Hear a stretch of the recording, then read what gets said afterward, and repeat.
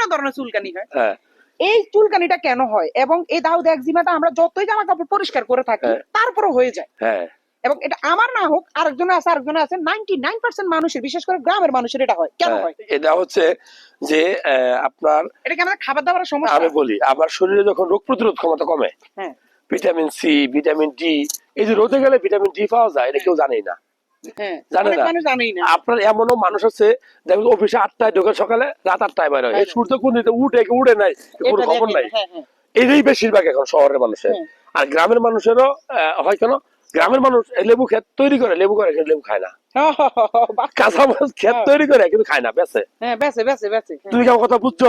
অনেকে আছে যে দুধ বেচা মদ খায়, কয় না? হ্যাঁ, দুধের যে গুরুত্ব এটা বুঝে না।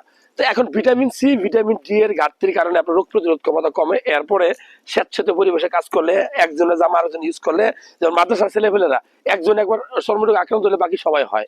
একসাথে কিছু মানুষ একসাথে থাকলে, একসাথে চললে এগুলো হয়। চর্মরোগ বা অ্যালার্জির বিষয়টা বলি, এটা আপনার রক্তে যদি অ্যালার্জির মাত্রা IgE এটা বেশি থাকে তাহলে আপনার অ্যালার্জি হবে।